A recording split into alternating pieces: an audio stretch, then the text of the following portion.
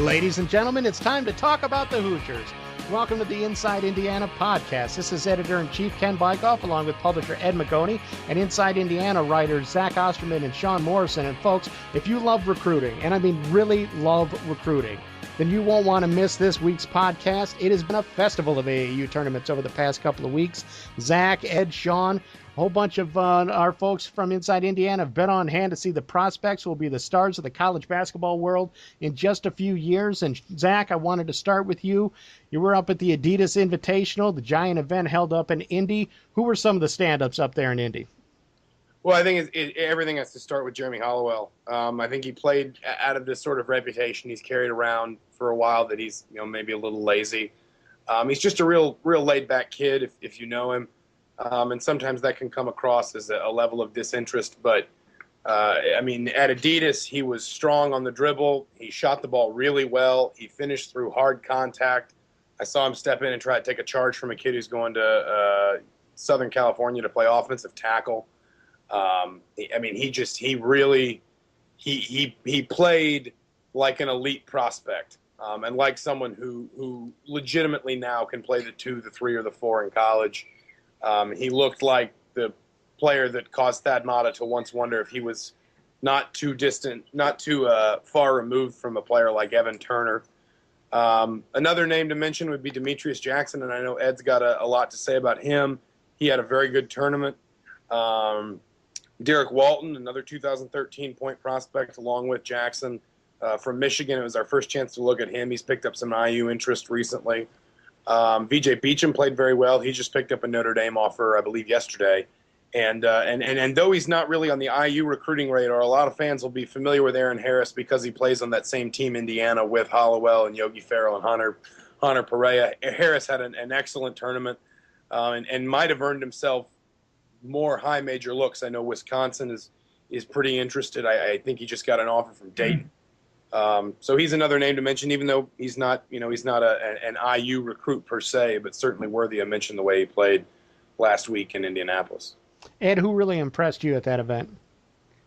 Well, Demetrius Jackson, for one. I mean, he's just a consummate point guard. I mean, he can get to the rim. He can create. He does a great job of creating for his teammates, although they don't necessarily. He's not on the most talented AAU team. But if you put him with guys around him who could finish, I think he'd be a dynamic point guard for you. I mean, he handles the ball like it's on a string, and he's really. I mean, in the truest essence of the form of being an extension of the coach on the floor, that's Demetrius Jackson. I mean, every free throw he's over there talking with the coach, figuring out what the coach wants him to do, and then he goes out and executes what the coach wants him to do. And he can shoot. He needs to work on his perimeter game. He's shooting a little bit, but as far as attacking the rim and creating for his teammates, he is every bit as good as anyone else in the class of 2013. Sean, among the guys that you saw, who do you think was really the best teammate of that group? Guys that could make things happen on their own, but also made sure to share the ball and do the little things for their team. Well, for me, I saw a lot of the younger guys, but the one team that stood out to me a lot was the Louisville Magic, and they're led by D'Angelo Russell, a guy that's got some IU interest, and his only offers from Xavier right now, but 2014 kid who has brought his team a lot of different things. He's a very strong point presence, can play combo guard and score as well, but his team has gotten a lot of attention purely because of him, and a lot of his teammates have also gotten interest because he makes everyone around him better.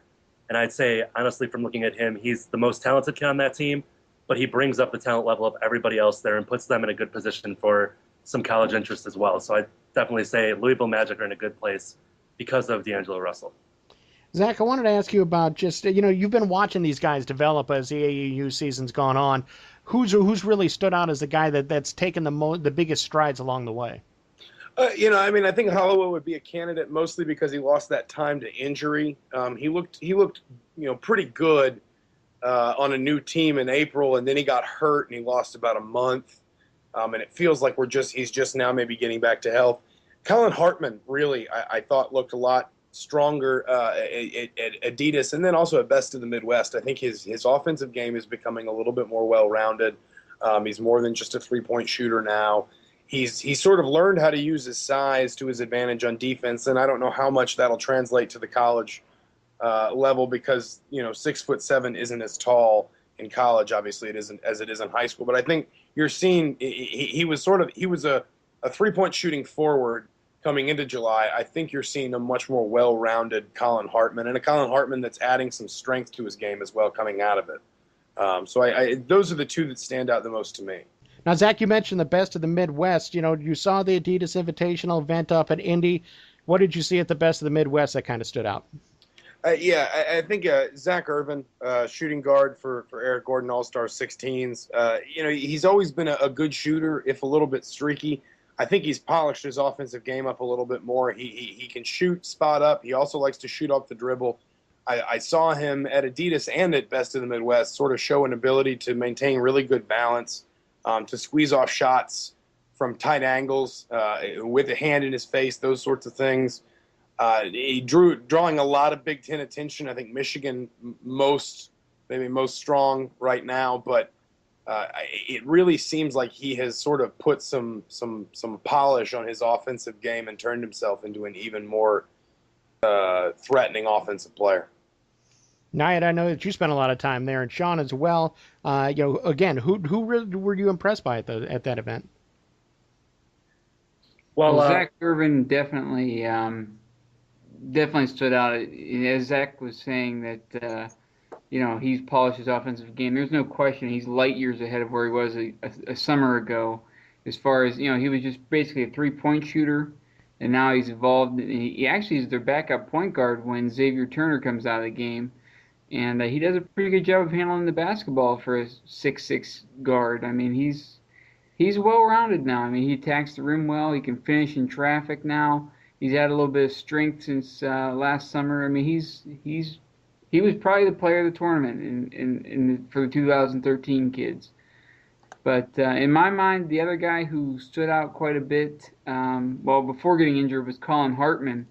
I mean, he is just so fundamentally sound. He always goes to the basket at the right time.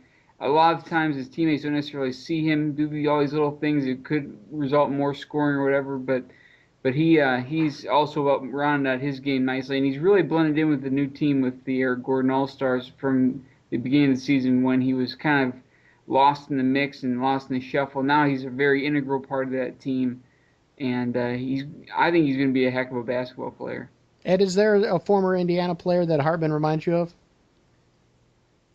No, actually, he's it's been a while since I've had a player like that understands the game as well as Colin Hartman. I hate to say that, but Robert Vaden. No, not Robert Vaden. Not Robert Vaden. No, I don't think he reminds me at all of Robert Vaden. And not just on the looks aspect either. But I would say he's a lot more like, this is going to be one of those comparisons everyone throws out there, but he's almost like a shorter Robbie Hummel, really. Okay. I mean, that's probably a better comparison than anyone that Indiana's had recently, to put it in terms of the casual fan who everyone's familiar with Robbie Hummel. I think Colin Hartman does a lot of the same things Hummel does. He can distribute the basketball well. He shoots the perimeter shot well.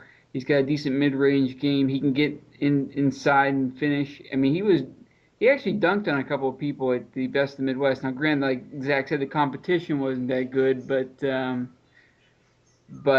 it certainly it wasn't on the same level as the Adidas Invitational. But I think he's got a lot of the Robbie Hummel aspects to his game, if you want me to compare him to somebody. Yeah, and from what I gather, he's not as surly as Robert Vaden either, I'm guessing, either. And he's not as quick to just do a heat check and take 5 threes off the bat either. He's a much more calculated player at this point than Robert Vaden was. So. And Sean, you spent some time too. Who really stood out at that event? Well, I was picking up at the Kentucky Hoop Fest while they were working on that stuff, but I saw a lot of guys from 2013. One of the guys that stood out for me in that group was definitely Luke Fisher, relatively new name that has come on the board here. He picked up an IU offer, but one of his games that I saw him, he was playing against TJ Warren, high major 2012 prospect, and the entire coaching table for the center court was filled. There were at least 30 coaches from 30 different schools there, not counting the assistants and other people who were from the same school.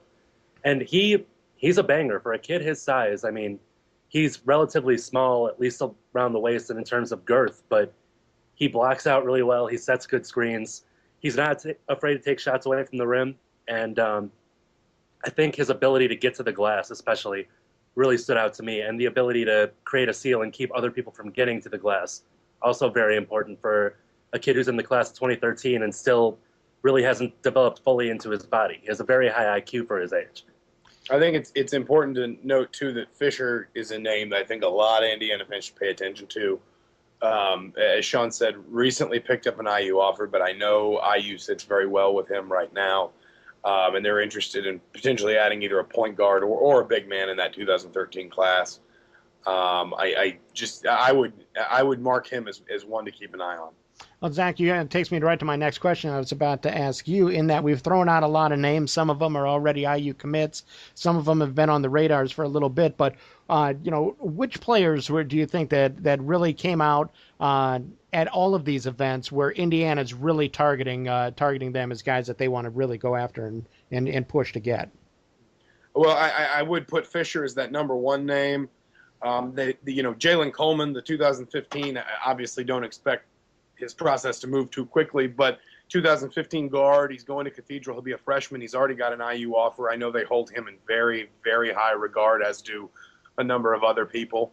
This was also, and it wasn't at any of these events, but we did get a chance to catch up with Gary Harris, and I would say that his process maybe now is kind of smoothing itself out. I think we finally can just say with all certainty that he will take all of his visits and he'll make a decision after that. And so, any questions about where Harris stands with his recruitment, anything like that, I think they've all been answered at this point with he'll take his visits, he'll assess them all, and we'll know that he's ready to make a decision when they're all done and he's had a chance to really sit down and think everything out and talk everything out with his family. I thought it was just kind of interesting to finally sort of feel like a final, it's not a schedule yet, but a sort of final round of the process. It has been sort of laid forth. It's just been fully and finally determined. Now, what's your gut telling you on him? I think it seems like Purdue has made up some ground. I think Indiana and Michigan State are still both right there. If there are leaders, I might put those two there. I thought it was interesting. I did not see Louisville at the IBCA showcase. I believe it was or is it the ICBA? I can't remember. I apologize to the sponsors of that fine event up at Ben Davis. It was just kind of a one-day basketball clinic with a lot of kids from all over the state. And Harris played 3 games that day, and Indiana, Notre Dame, Michigan, Purdue, Michigan State all had a presence in front of him. And I never saw Louisville, which I thought was really interesting. Right now, like I said, I would say the three biggest in my mind, and from what I've heard and seen, would be Indiana, Michigan State, Purdue. I know Notre Dame has been there recruiting Harris for a really long time. He's got a football offer from there. He's got a basketball offer from there. Obviously, he's also got football offers. I think Kentucky, Indiana, Iowa. He's not ruling football out. I do not believe he'll try to play both sports at the next level. He's always sort of blanched at that prospect. I've heard brief rumors about Illinois. It seems like Michigan is kind of new into his process, and at this point we're back talking about his basketball recruiting process. As far as Kentucky, John Calipari has made a career out of swooping in on elite recruits late and convincing them to come to his program. But I would say right now, I wouldn't call them leaders because I don't think he has set a top 3 or a top 5 even in his mind, Harris. But I think that the 3 that have the most right to sort of feel firmly entrenched with him going into his visits, and the best position with him going into his visits are Indiana, Purdue, and Michigan State. We've been talking a lot about guys that are on IU's radar who have a chance to be Hoosiers in the future, but there are a few current Hoosiers and some former Hoosiers that are playing up in the Indy Pro-Am. Ed and Zach, I know you've had some time to go up there and see this showcase with current college players, NBA draft picks, current NBA players, former NBA players. Ed, I'll start with you. Your thoughts on some of the IU guys that are up there? Well, I think most of the talk has probably been about Will Sheehy and Victor Oladipo, last year's freshmen, have really seem to make some strides this offseason.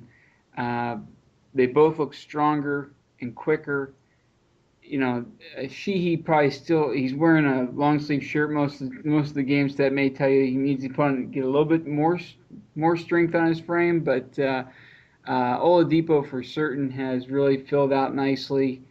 And you know, but Will's outside shot has looked much improved over last year at IU, and Oladipo seems to really have improved his ball handling ability. That's the thing that's really stood out for him: shooting for Sheehy, ball handling for Oladipo.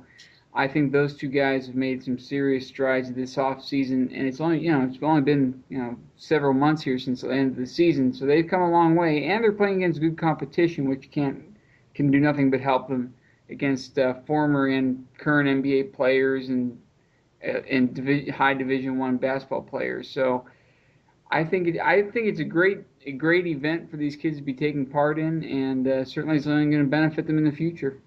Yeah, I mean, I would echo what Ed said. I think he's looked really strong. He still needs to work on finishing around the rim. He can get to the rim a lot easier now. It seems like sometimes he'll leave some points up there. The big one for Oladipo, when people see him again come the fall, I mean, just the physical transformation. His frame is much more filled out. His arms are bigger. His legs are bigger. He's still got that athleticism. The interesting thing for me is he plays on the red team in this 8-team league, and he's been playing point guard most of the league. He'll play, a majority of his minutes. He'll essentially run the offense for his team. And a lot of times that'll be setting up isolations or screening rolls, things like that, because his strength has given him a much quicker first step, which gets him by people and into the lane. He's finishing stronger through contact, dunks, layups, reverse layups, things like that. He's still got that athleticism and that bounce, just kind of that ability to get way high up in the air, change hands with the ball.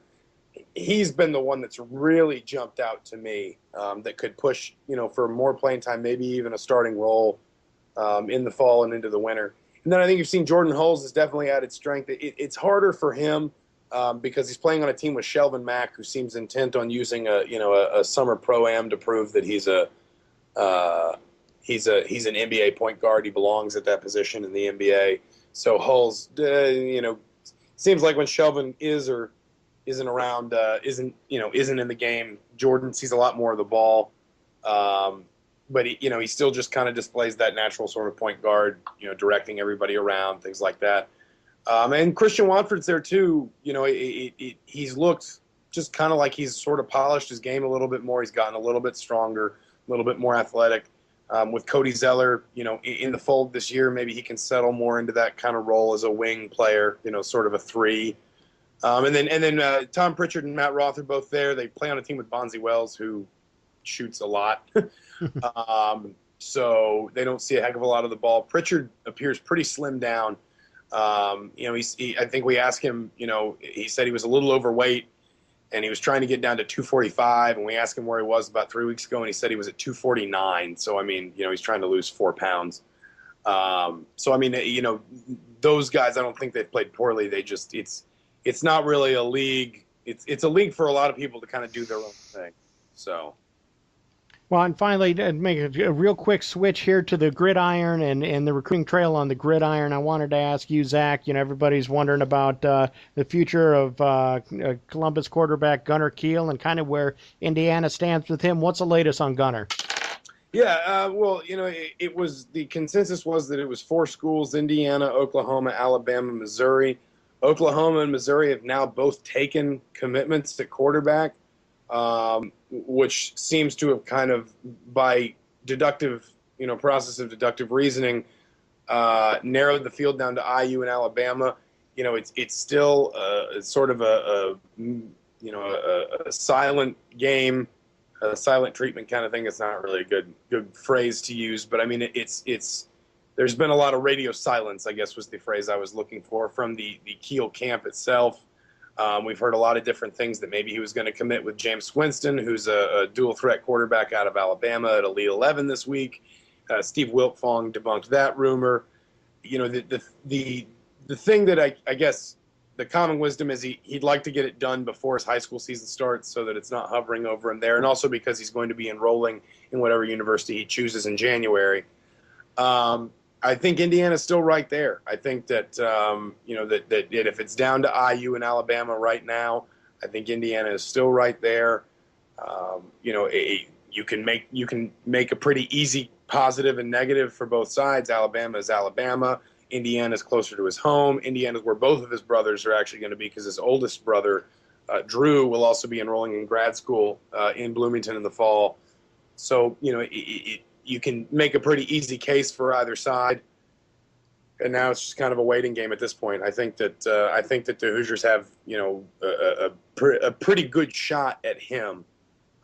It just kind of depends on which is more appealing to him. Well, folks, that's all the time that we have for now. You're going to have to just play the waiting game a little bit when it comes to Gunner Kiel, but the AAU tournament season is kind of wrapping up as well. But we're going to do everything we can to keep you up to date on everything that has to do with Hoosiers, be it from the recruiting trail to fall camp opening up here in a few weeks to Midnight Madness coming up, or Hoosier Hysteria, whatever they're calling it these days, coming up in October. So for Ed Magoni and Zach Osterman and Sean Morrison, this is Ken Bikoff saying thanks for listening and pace yourself.